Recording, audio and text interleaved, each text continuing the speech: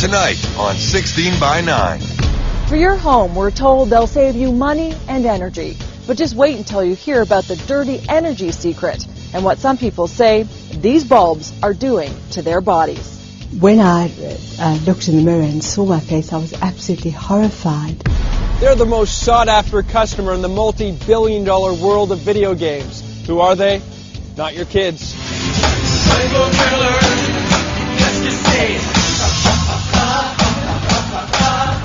That's all coming up on 16 by 9. Please don't touch it. No, that's assault. Well, talk to us about this. I don't need to talk to you. I didn't even touch him.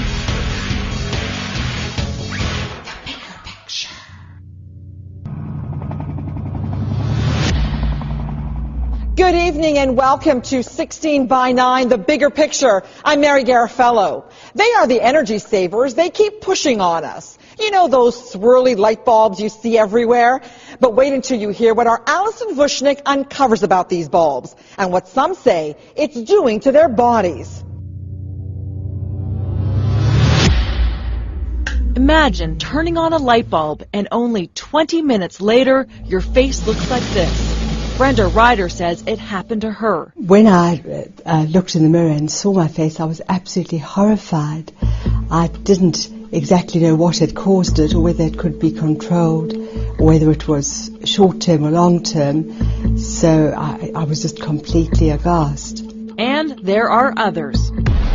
I get dizzy.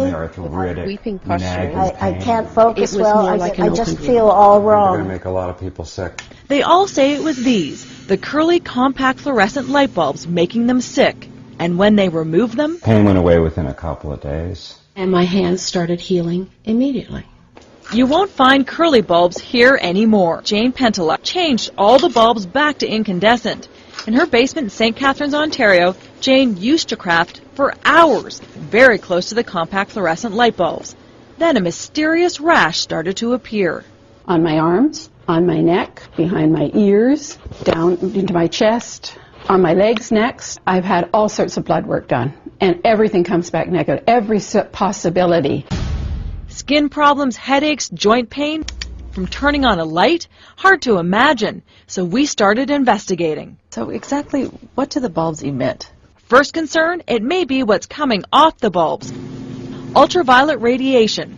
That's right, scientists say the bulbs give off UV, like the sun does. We know this because Health Canada, they're the people who make sure the products and drugs you use are safe, told us in an email that the CFLs are not provided with a prismatic diffuser that filters ultraviolet radiation out.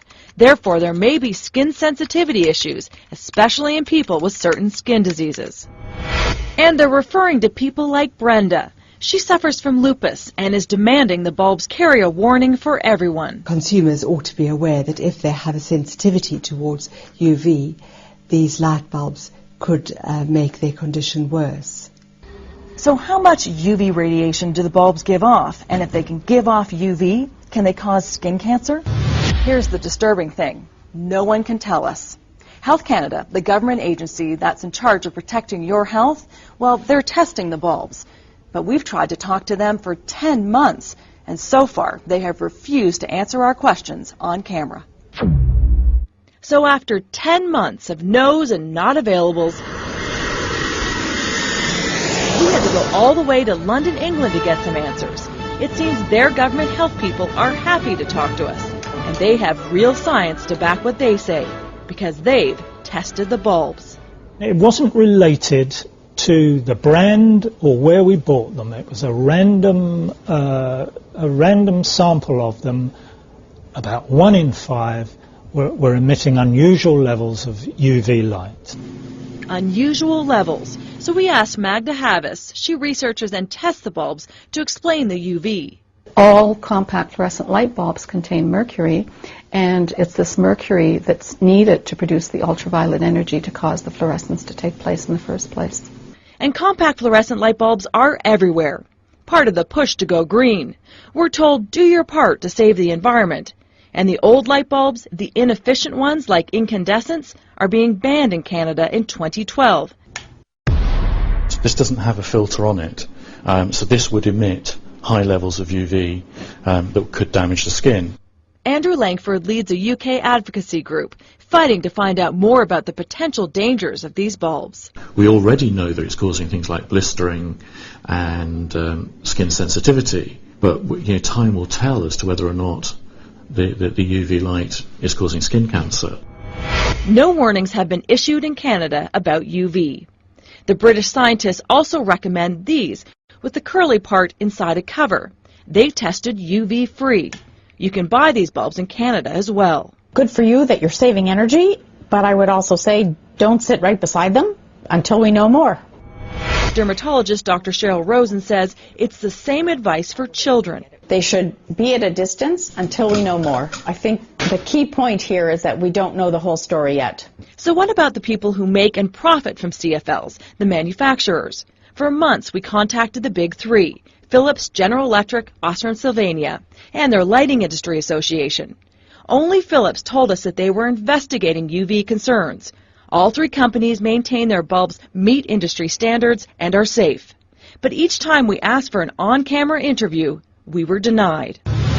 Health Canada has never set rules for UV, so there are no rules being broken. If we're going to have these devices, there should be proper standards for them. So when Jane heard the warning from British scientists, it upset her. Their advice, don't get too close to the bulbs and limit your exposure time. I'm upset, very upset, that this has happened without any warning. There was no warning attached to these fluorescent bulbs. Do not work within so many feet. Do not use more than so many bulbs in your home. There was nothing. People should be aware of this and avoid being in close contact with them for more than an hour.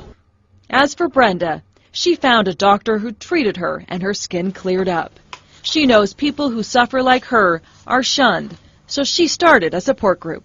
No one really advised me or even, I think, particularly believed me. I had a strong reaction from other sufferers who said that it was such a relief to know that somebody else understood and shared their experiences of these lights. Next on 16 by 9. Everything you've heard so far is just the tip of the iceberg. Coming up, what this woman is measuring is another health concern we are about to expose. Once stores start to replace their light bulbs and malls start to replace their light bulbs and everybody in their homes start to replace their light bulb, there's going to be a subset of people with migraine who may not be able to venture out until they find a way around it. If you have a story for 16 by 9, call our tip line